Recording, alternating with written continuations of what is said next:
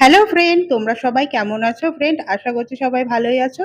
তো আজকে আমি তোমাদের সাথে শেয়ার করব, দেখো, ইলিশ ভাপা রেসিপি। যারা সর্ষে খাও না তারা কিন্তু এভাবে ইলিশ ভাপাটা করে নিতে পারো।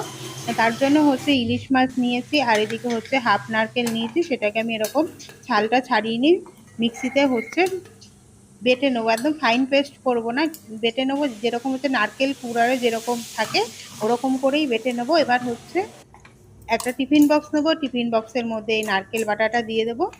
নারকেল বাটাটা দিয়ে তার সাথে দিয়ে দেবো হচ্ছে 1 টিস্পুন হচ্ছে আদা বাটা, 1 টেবিল স্পুন হচ্ছে কাঁচা লঙ্কা বাটা, তোমরা চাইলে শুকনো লঙ্কা গুঁড়ো ইউজ করতে পারো। তার সাথে দিয়ে দিচ্ছি হচ্ছে কালো জিরে হচ্ছে 1 টিস্পুন। এবার তার সাথে দিয়ে দিচ্ছি হচ্ছে হাফ 1 টিস্পুন হচ্ছে হলুদ গুঁড়ো। আর তার সাথে দিয়ে দিচ্ছি হচ্ছে 1 টিস্পুন হচ্ছে জিরের গুঁড়ো দিয়ে, আর পরিমাণ মতন হচ্ছে তোমাদের টেস্ট অনুযায়ী তোমরা লবণটা দেবে। দিয়ে তার সাথে অ্যাড করে দেবো হচ্ছে 3 টেবিল স্পুন সর্ষার তেল। রান্নাটা সর্ষার তেলেই করবে, তাহলে হচ্ছে টেস্টটা ভালো হবে। দিয়ে হচ্ছে এটাকে ভালো করে মেখে নাও। ভালো করে মশলাটা মাখা হয়ে গেলে তার মধ্যে ইলিশ মাছগুলোকে দিয়ে ইলিশ মাছগুলোকে ভালো করে কোটিং করে দাও। জল দেবে না, এমনি ভাপেতেই হয়ে যাবে। আর উপর থেকে হচ্ছে 2টো কাঁচা লঙ্কা দিয়ে দাও।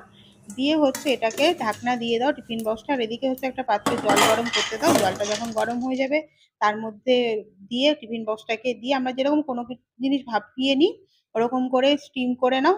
স্টিম করে নিলেই রেডি হয়ে যায়। 10 থেকে 15 মিনিটের মতন স্টিম করে নিলে রেডি হয়ে যাবে আমাদের ইলিশ ভাপা। স্টিমটা যখন ঠান্ডা হয়ে যাবে বা জলের ইটা, তখন হচ্ছে হালকা করে টিফিন বক্সটাকে খুলে নাও। খুলে নিলেই আমাদের রেডি হয়ে যাবে নারকেল দিয়ে হচ্ছে ইলিশ ভাপা। সবাইকে বলবো আমার রেসিপিগুলো যদি ভালো লাগে সবাই কিন্তু আমার চ্যানেলটাকে একটু লাইক অ্যান্ড সাবস্ক্রাইব করে দিও।